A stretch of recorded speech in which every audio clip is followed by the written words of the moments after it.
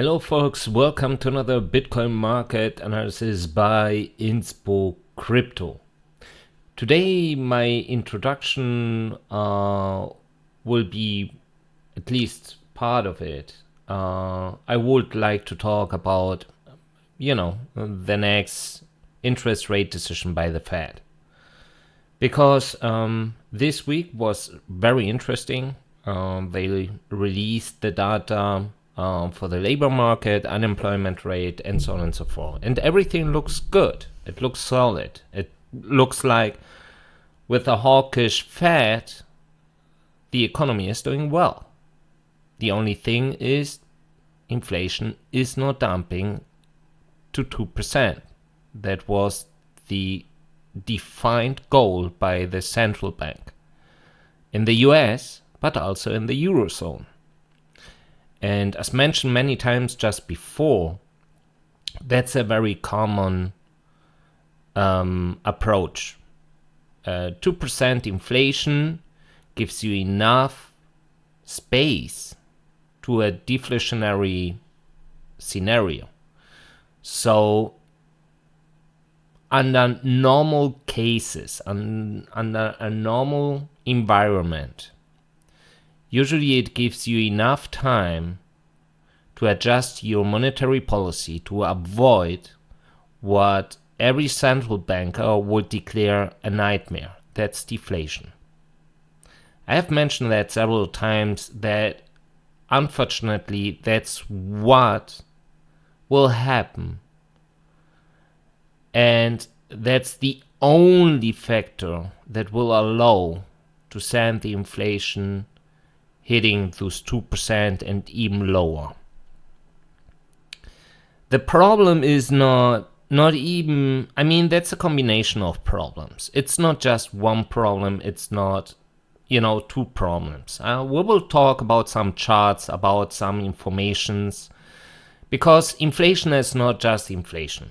Inflation is a combination of services, goods, and, different assets that we need in our lives, economy, and we have food, we have consumer inflation, we have energy inflation, we have different. So this combination makes the inflation rate. And people are considering, at least in the last few weeks, they said energy prices are declining.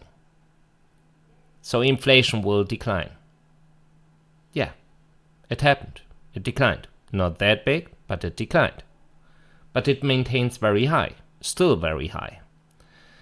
And the question is why? Well, because of the combination. It's not only about energy. And that's something we need to have in mind. I will show you some charts right now to show you just a combination of all these data. First of all, what is energy doing? Well, let us talk about energy. Energy, since our COVID breakout, it went up even more, received a peak, and it declined. That's just United States. That's just related to the United States. But even in the Eurozone, it changes a little bit, but it's almost the same. However, is that good? Yeah, usually it is. But the problem here is the cause why the energy inflation in the US is declining. First of all, the government used inventories, crude oil inventories, to reduce the energy prices in the US. And that's something good. If you have a solid source to refill your inventories, something that the US doesn't have. Instead, they started a new agreement with Venezuela. You remember I have tweeted about that. I did a very long tweet about why I think that the Fed has very limited options. So, yeah, the energy prices are declining in the US, and Venezuela just have this agreement with the US, but only, and that's what they mention and announce several times, because a lack of demand in the global market, mainly coming from China. If China is not producing, it doesn't need that much crude oil. At the same time, it's importing crude oil from Russia. So, of course, Venezuela needs someone or something that would cover this lack of demand. And that's where the US is coming here and replacing China at the moment. Because Venezuela is an ally of China, but also of Russia.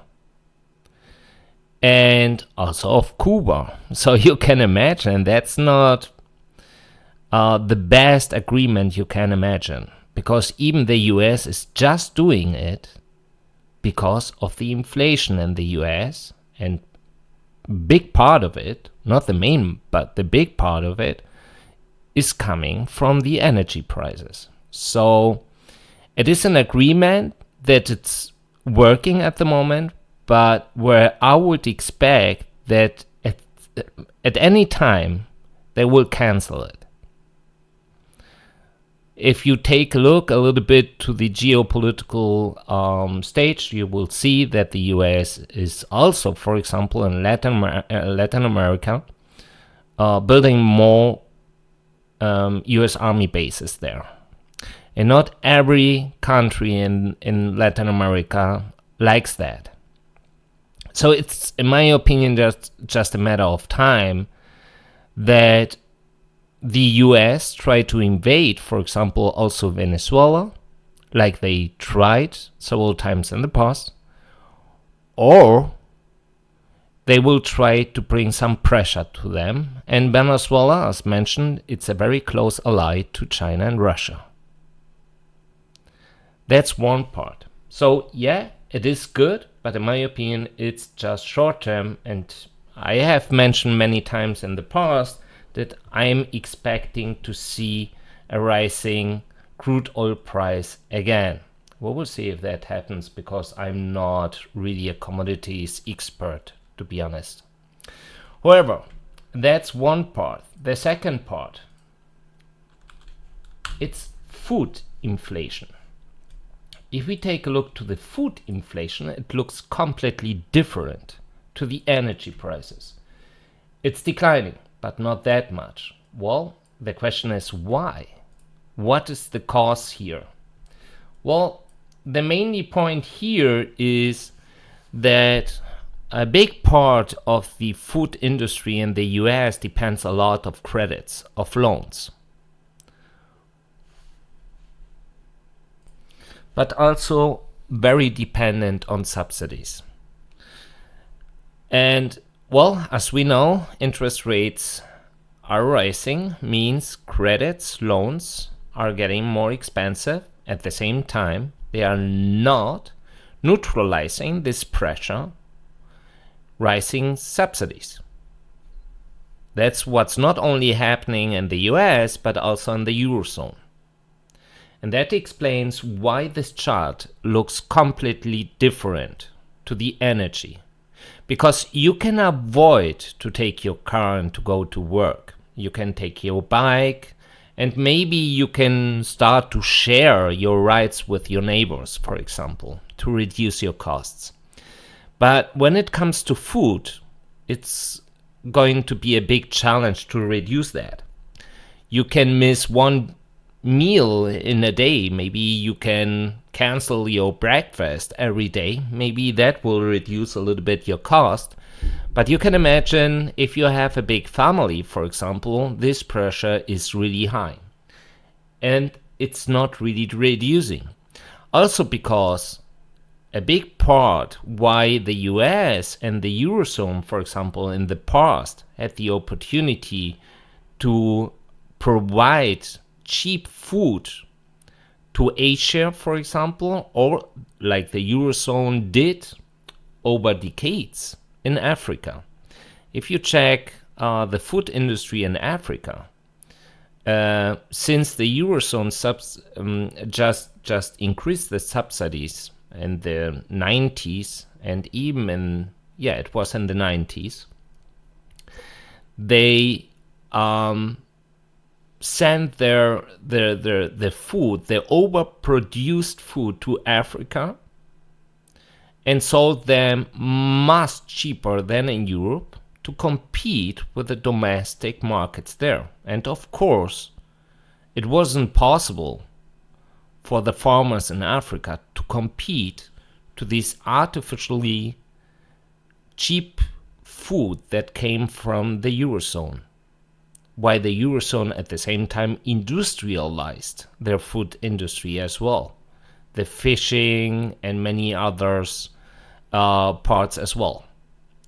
So not only that is bringing a lot of challenges to domestic markets like in Africa and partly, as we know, also in Asia, because these countries, or at least the Eurozone and the US, have the challenge with the rising food prices, so they can't compete, and they are also not exporting anymore that much.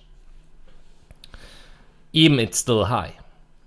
But this chart is not going to look different if all the problems we have and the global stage will change, and at the moment nothing looks like. I mean, China said they consider to stop their zero COVID policy. That's fine. Formula 1 race in April was cancelled because of that in China. Now we know we received another stream of COVID that, of course, that's what they are saying in the mainstream media. It's much more dangerous, and so on and so forth. So also here something to expect that China is going to open their doors and everything is fine.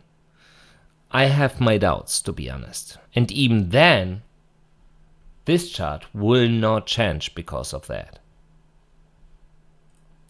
So let us talk about the next factor of inflation. That's United States producer prices. And let us see what's happening here. I mean, the chart is showing you a 5 years development, looking a little bit similar to the food one, because we had our decline in 2020 and then afterwards it went up only. And that's what's happening. That's at the moment what's happening. Producer prices in the US maintain.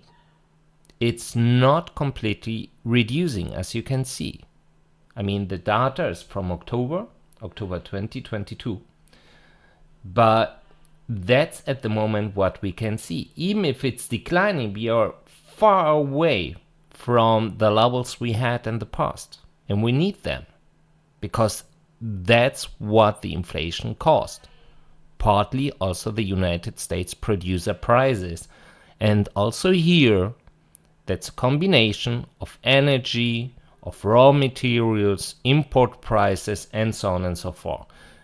And that's a very nice next chapter. What's about, for example, the import prices in the US? So here we go. That's what's happening related to the import prices to the US. Also October 2022, also the same stuff, the same pattern. COVID up only, and it's declining. But we are still far away to reduce the import prices to what we had before COVID.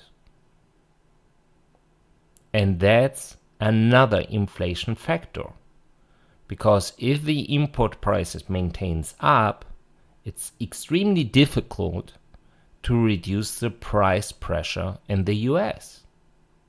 Because they need some raw materials from other countries. That's something like, even in the food industry, the US government is providing such kind of agreements where US farmers have still access to Russian goods.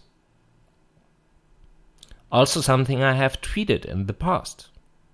So even the United States is talking and, it's very anti-Russian and defending Ukraine, they still allow their farmers and their food industry to make business with Russia. Of course, it's not the same volume we had just before the Ukraine conflict, but they still allow that because they know if they wouldn't, their food inflation would skyrocket. And that's, of course, not part of their plan.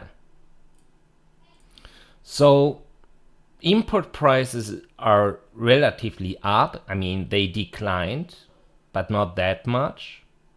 So the next question is, well, maybe that's one big inflation factor, but the export prices of the US should be extremely low then in such case. Maybe, but it's not the case. It's exactly the same, as you see. So they are not declining more, they are maintaining. Also, especially here, indicating nothing has changed. It's a process. Yes, it's declining, like it declined here, but I have my doubts that it will go down very hard. So rising export prices also means less demand, while the US dollar, compared to other currencies, maintains very strong. But a big part of the US industry also exports their stuff to other countries. So, sorry, that was my alarm system, my security system, my dog. So let us go to the next one. United States personal consumption I can't spell it. Expenditure price index. Oh my god. PCE. Let us take a look how the PCE looks like. I mean, is that what you would consider as good? I mean, it's maintaining, but it's not really declining. Maybe a little bit, but that's it. And if we take a look to the services inflations in the US, it doesn't look different. So, I mean, all the data is there. You can check the data. We don't need to create any personal theories. Absolutely not. Let us go forward. That is, November data. That's the United States producer prices, final demand, less foods and energy. It's going up, up, up, up. And we can talk about that. We can talk about that hours and hours and hours. And I can show you a lot of different data. And everything is indicating, and central bankers are not stupid. They know what's happening. They know if they start to reduce, if they start to flip their monetary policy, inflation will go up like crazy. They know it. And since March last year, and even before, when I have started to talk about monetary policy, about the whole situation, and what we should expect, I mean, we are still on track. Nothing changed. Absolutely nothing changed. So the next FOMC decision, the interest rate decision, is going to be a very interesting one, because that will show us how much pain we will get the month later. If they decide 25 BPS, inflation will go up. And that's something, in my opinion, or maintain, but it's not going to reduce.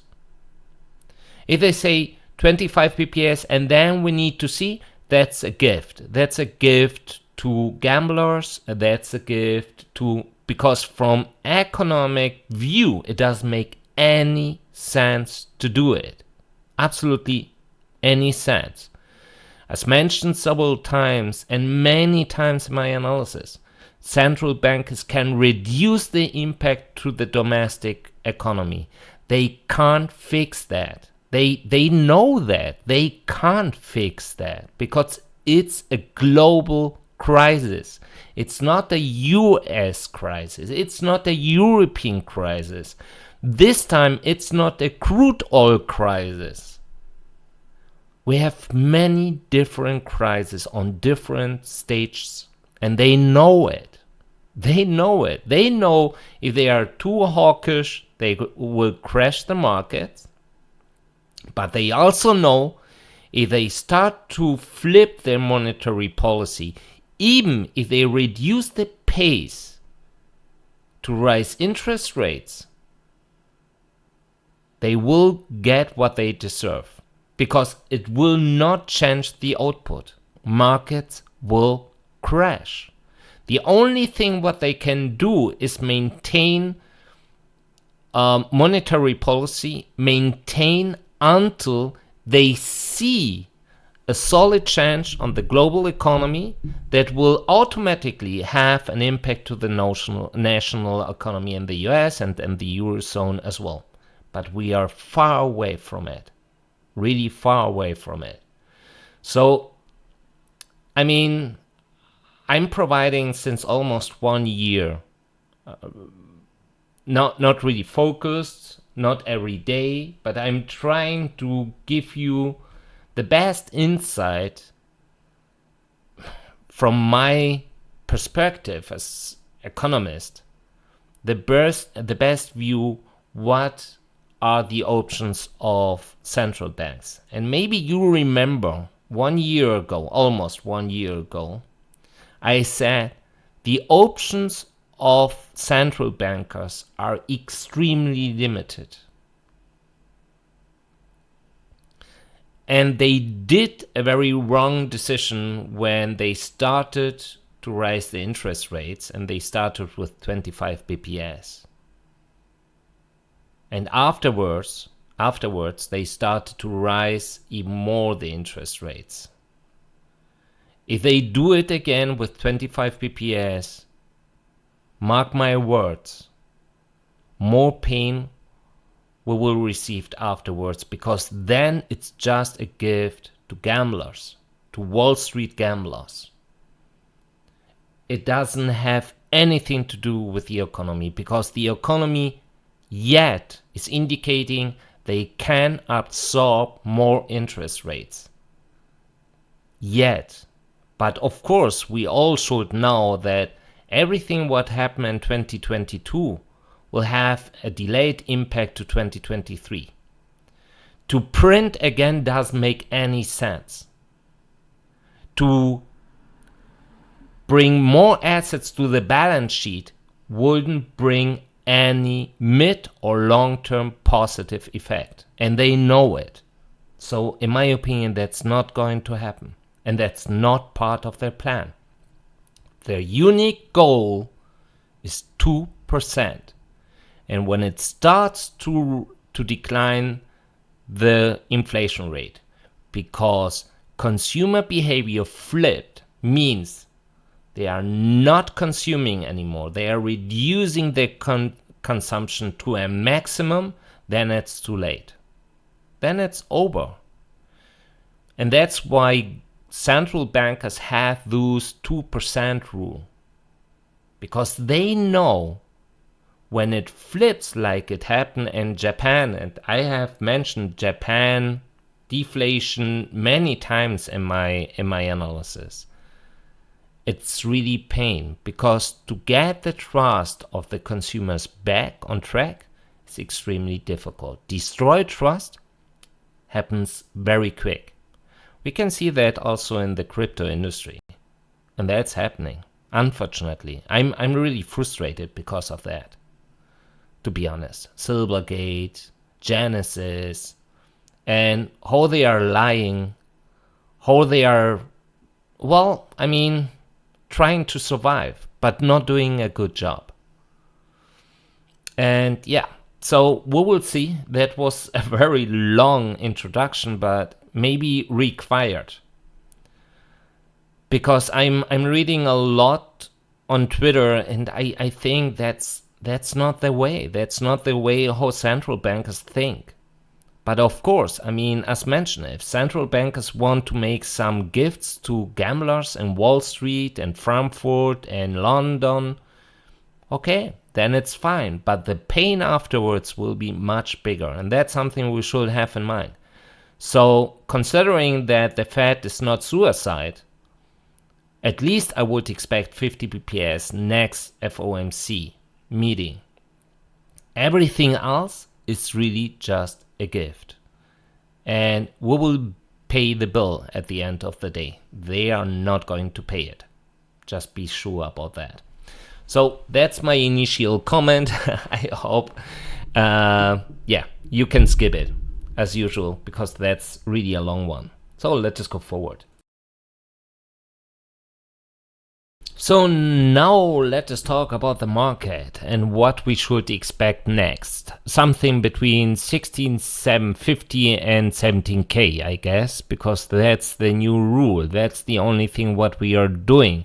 We have gamma walls at 16,750, at least yesterday was the case, and gamma walls at 17k. We get rejected at 17k, we get rejected at 16,750. Wow, what an amazing market. Wow. So yeah, let us see. I really, I don't know. I'm absolutely not really someone that has a lot of patience. I like things quick, dynamic, and So if that keeps being like it is, I will close all my, I just have one position. I will close it, even maybe with a little tiny loss, and don't trade anymore, because I'm really, it doesn't make sense to me. It really doesn't make sense to me to play this stupid game over and over again. It's what it's happening, while at the same time not seeing anything that would indicate me, hey, someone big is accumulating, looks bullish. I would go long, I wouldn't care, but it's not happening. And I have my problems to go long in such a market. And at the same time, the only trend I see at the moment is too short. But even that, it's just pain. It's just, they let the price go down, then they push up to liquidate you. I mean, I'm using low leverage, but even then it doesn't make any sense. However, let us see what's happening. You can see what's happening. That's Binance reducing liquidity to the down. You see, here a lot, here. But the most important part is the biggest wallets at 14.5. So yeah, we need more patience, it seems, but I'm very close to say, do you know what? Fuck off. So let us go and check. Yeah, weights ratio lifting up more. At the moment at 23.62, since we bounced and went up, as you can see. So this time it's even higher than last time, but also here indicating that they are not done with the preparation. They are still sending more Bitcoins to centralized exchanges. If we take a look to the 30 hours moving average, it's just pain to see that. It's just really pain to see that. Distribute, let the price go up, distribute a little bit, let the price go up. That's what it's indicating. I don't think they are going to go up, because everything above of 90 means a bigger sell pressure, and they are avoiding it. They are really avoiding it. We had here 90, the price dumped a little bit, then it went up after they started to allow the price go up once again. I really don't get what a stupid game that is, but because they are sending more Bitcoins, they want to distribute and let the price go up, distribute more. Jesus, it's like a torture at the moment. It's incredible, but that's what's happening. Stablecoin reserves on centralized exchanges, still, even it recovered a little bit, indicating, afterwards we had this, little bullish price action, and right now even declining a little bit. And that's it. That's absolutely it. If we check here, you can see what they are doing. They let the price go up. They stopped to send more Bitcoins to centralized exchanges. When the price is there, they start to distribute. That's what they are doing. It's pure distribution. It's incredible. Well, let us go forward. So what we see here is, in the last few hours we received almost, how much is that? 1522, yeah, 2,500 Bitcoins in 4 hours. That's peanuts. That's really peanuts. And however, you can see we received a lot more, but they are not dumping it. It's just pure distribution what they are doing. More and more. Yesterday, we received 14,000 Bitcoins. 10,700 Bitcoins flowed out, indicating they are still in preparation. And that's what the Waves ratio is indicating. So we still have a positive net flow in favor of inflows. They are sending more Bitcoins to centralized exchanges, but not selling everything. That's what they are doing. Maybe they are expecting such a relief rally to unload the way up. Maybe is that. I'm coming to a point where I say, yeah, it's part maybe of a capitulation, just to say, oh, do you know what? I don't care anymore. Do whatever you want to do, but I'm going to spend my money somewhere else. So, yeah, and that's happening, not the first time that we have such a positive net flow, but the price is still maintaining, declining a little bit. Every time when they start to distribute, then they are pushing it up once again, and that's all the time. That's the whole game we are playing all the time. So really, it's yeah, as mentioned, it's a long way to walk, it seems, and I'm not necessarily the best in patience, as you maybe are noticing. So let us go forward. So what we see, funding rate declined a lot, nothing happened, the price declined a little bit, and afterwards they started to demand more longs. That's what's happening. And of course they are right, because the price started to lift up afterwards.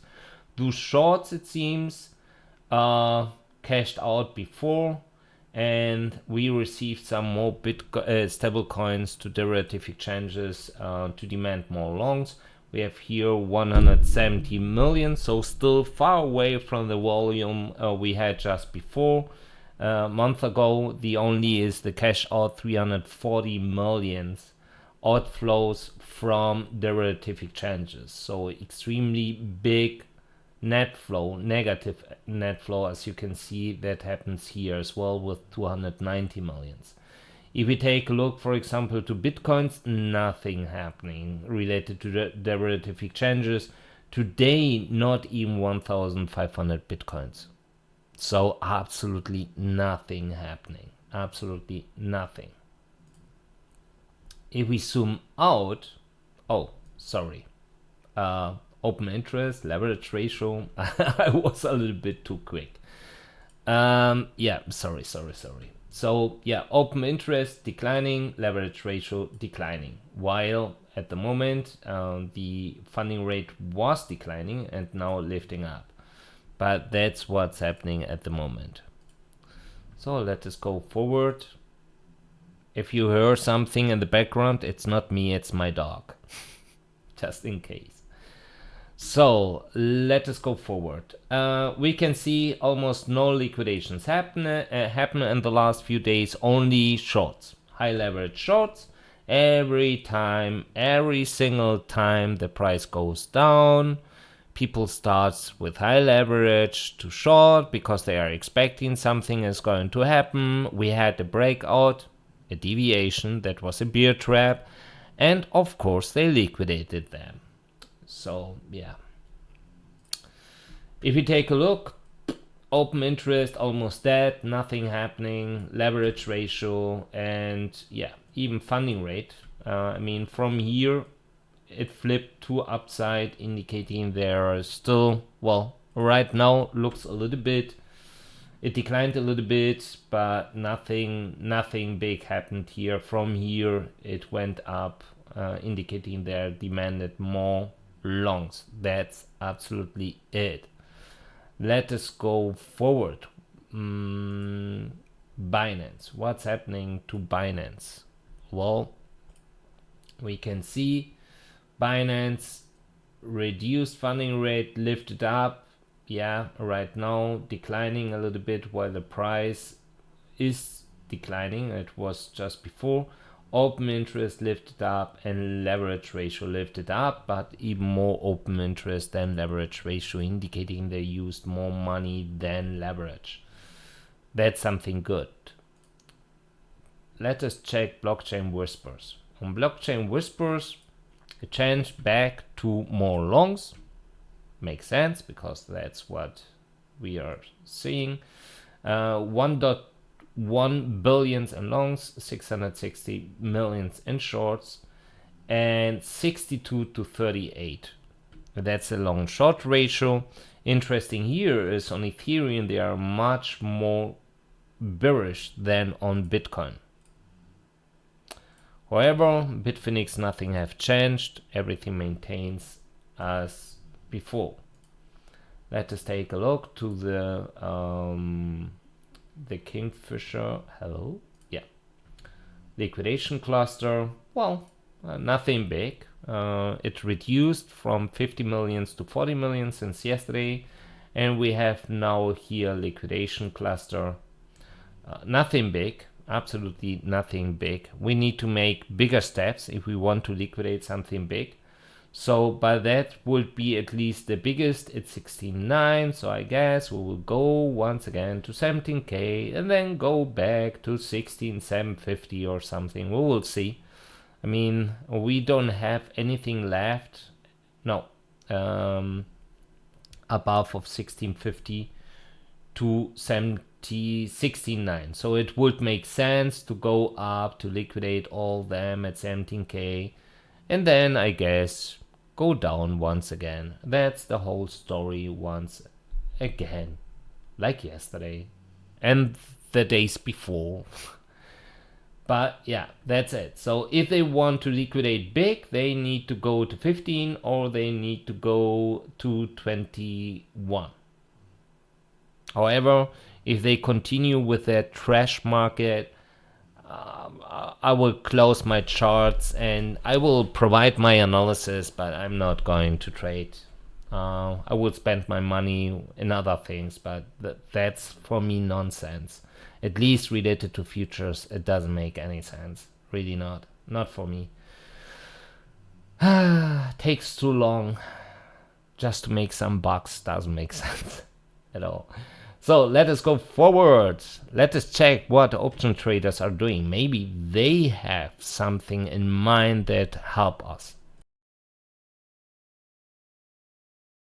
So let us check what's happening here. Let us zoom out a little bit to see the whole picture. And on Binance, market traders maintained that level, started to distribute right now, buying a little bit, but nothing big at all. If we check that, we are talking about 900 bitcoins in CBD. That's it. Looks very similar to the aggregated one. The only thing that changes a little bit, but from the pattern looks also very similar, is coin margin contracts, and even the stablecoin margin contracts here. So futures with stablecoins like USDC, USDT pairs, or directly futures with Bitcoin collateral. So it looks very similar. That's what they are doing. Let us go forward. We can check what Bitfinex is doing. Bitfinex was extremely active, printing new USDT, sorry. And yes, they were extremely active, sending to Kraken and so on and so forth. And Justin Sun sent 50 million stablecoins to Huobi. I just imagine 50 million. This guy has much more money. I don't know why he is not sending some 300, 400 or 500 just to support a little bit Huobi. I don't know why. However, so on Kraken, on Bitfinex, nothing have changed. Absolutely nothing. Maintains here. They not really bought the dip. I mean, they missed the opportunity to buy even lower, but that's fine. And that's what they did. Looks completely different to the aggregated one. If we check Kraken, let us zoom out a little bit. Kraken at the moment looks like distribution. Yeah. So they are distributing, buying a little bit more and distributing more, then pushed up. So with this price action here, that's it. If we check now Bitget not doing anything, distributed a little bit, but nothing big. Coinbase distributed, maintaining its level, distributed a little bit more than since beginning of this year, but nothing big. Bitstamp, of course, only up, as we know them. I didn't notice that just before, but it's really just Bitstamp. It's only up. And Gimini is at the moment doing exactly the same like Kraken. Oh, that's not surprising me, because I know that they are getting money from Bitfinex as well. So nothing more to see here. Let us check the entities. So if we go directly here, we can see retailers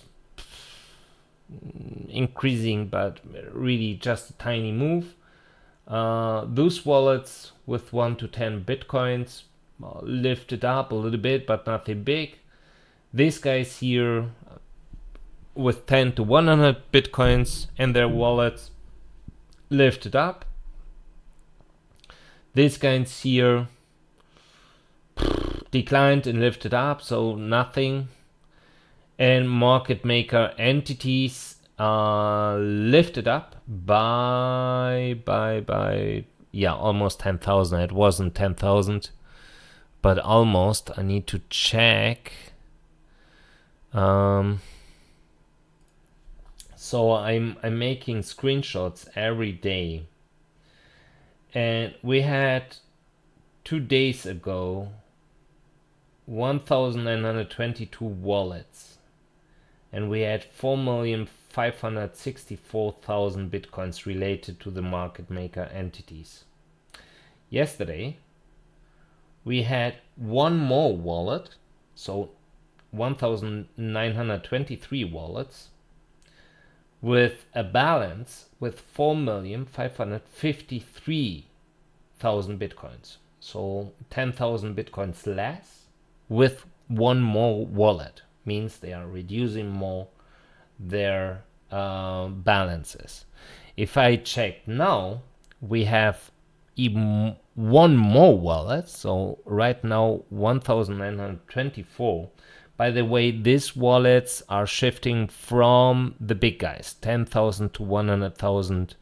We have their 110 wallets, and we had just before, we had 112 wallets. So two of them reduced their balances and shifted to the market maker entities. However, if I check that, right now we have 1,924 wallets and 4,558,000 bitcoins. That's 5,000 bitcoins more than yesterday with one more wallet. So not really indicating they are buying. But of course, I need to track this one wallet, and then I can see if he is bringing 5,000 Bitcoin more. As mentioned, it seems also this one came from big wallets with 10 to 100,000 Bitcoins, usually related to exchanges. And we can see that they declined their balances while this one received more. So it makes sense. So not indicating, also here, not indicating market makers are doing anything at the moment. Nothing. They did their job, declined a lot, and correlates very well to their fund flow. Let us check the fund flow if something changed, but I usually wouldn't expect that. And no, nothing have changed. So if we check that, we can see the market maker, the last one was 550 bitcoins here before the price started to decline. That's the only thing. So they are not accumulating, they are still playing this game. Nobody knows what they are playing, but it seems they know at least their rules. Bitcoin reserves on centralized exchanges declined a little bit. Nothing big, absolutely nothing big. Market activity declining more and more and more. And I see that on derivative exchanges they are withdrawing,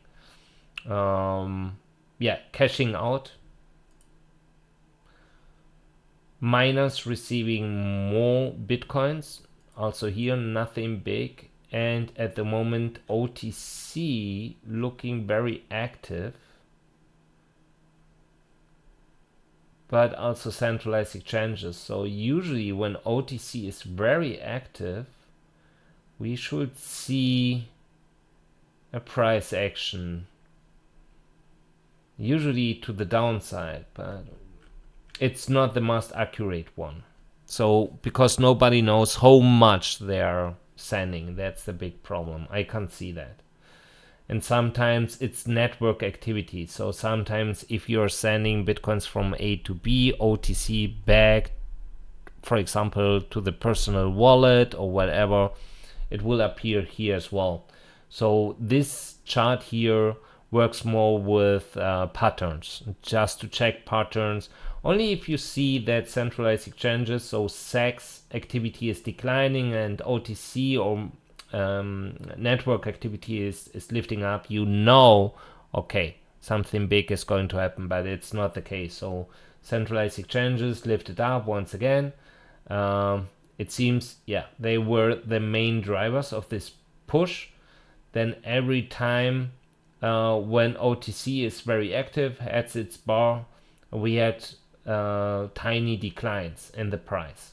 So yeah, I guess also indicating they're unloading slowly, distribution, and to try to maintain the price. I don't know why 16.8. I really don't know, but yeah, it is what it is. If we check here, for example, we have another problem, another bank run. This time it's not Binance, this time it's Huobi. So I can't guarantee that at the moment these balances are right. It's one of the most important indicators, flow activity, but since a while not useful because of the bank runs. First FTX, then Binance, now Huobi, and yeah, we see nothing. We see a positive net flow indicating they're sending more bitcoins than outflowing, but due the whole thing related to Huobi, I don't know how big it is really. That's it. Let us go forward. So on Coinbase, nothing have changed. We still have the limitation at 17K. We still have, well, I mean, they shifted this limitation to the downside a little bit more higher from here to here, but that's mainly it. That's mainly it. The only thing that is really interesting, first of all, we have a new limitation at 19K, but at the same time, they are adding more funds to lower ranges. For example, here, and declining below 14K, reducing liquidity there, for example, even taking out some walls, but above of 14K, they are adding. I don't know why. I wouldn't spend my money because it's that capital, it's that investment capital. If you have the money expecting it could go down, but it's not happening. So, but well, taking into account the volatility of the market, maybe it's not that bad.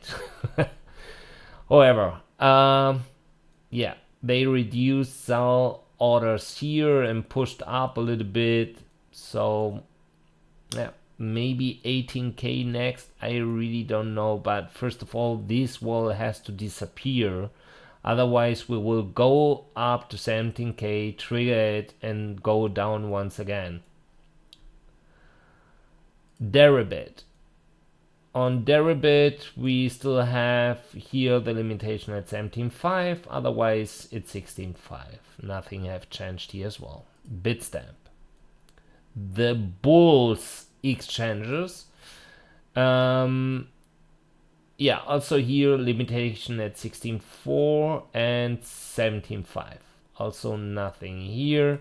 Reduced a little bit here at 15.4, but if we check, also here they reduced below 14K, but very intact all this sandwich here. Binance. Well, on Binance, really nothing big have changed. So we have a new wall at 17.5. We still have all these walls intact. They have at 17.1 even added a new wall. And also here a lot of sell orders waiting. And it's going to be really big pain, to be honest, to push up like some of you are expecting, because yeah, I mean, of course we have more liquidity below 14K, but if we check everything between 15K and even 18K, it looks very similar. Even better on the downside than to the upside, because they take out here liquidity, they take out liquidity here, they remove the wall here. Instead, they place more funds to the downside below 15K, and even here adding more and removing a lot of liquidity here below 13K. So as you see, we had today this deviation or bear trap, however you want to call it. We had this channel was very solid, so rejected here, rejected here, rejected here, rejected here, then break out and got rejected here.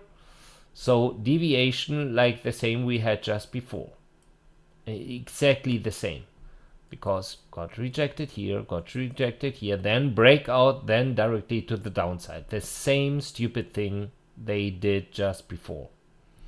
So also here, nothing to see, absolutely nothing to see. As you see, they shifted all these orders a little bit more to the upside. It's just maintaining the price. It's not, it's the only thing what they are doing. Bitfinex, still limitation at 15.8, removed some sell orders still at 18k for example, but nothing big at all. We have a little hole here now between 16.5 and 18k, but nothing have changed. OKEX spot, nothing. Maybe I have to reduce a lot, not even that. Kraken still limiting at 70k, reduced also some orders, yeah, even below 15.4 disappeared a lot of liquidity. Also here at 18k waiting, so also here limiting the way up more than to the downside. Bitget, nothing. BitMEX, nothing. Well, not really correct. 17.3 or 14k, also interesting. 14k. They have some walls, but that's a big wall at 14k. Okay, interesting. Binance futures, let us see if something have changed here. We have 3,500 bitcoins more waiting to get triggered and to short than to long, between 16.2 and 17.5. They removed the long orders here, for example, and shifted even to 16k, while we received a lot more here at 17.1, 17.2. Yeah. Bitfinex derivatives, nothing, absolutely nothing. Kraken futures, they removed the short order 17.4, but also here nothing. OKEX futures, still limiting the way up at 17k, nothing to the downside, absolutely nothing, while shorting, also interesting. OKEX swap, I guess nothing. Yeah, absolutely nothing. Maybe reducing. Oh, yeah, reducing it. Okay, it was my... Still waiting at 20k. This one triggered. Also nothing to see here. Hello? And Bitget USDT pair, nothing. That's it. Let us go forward.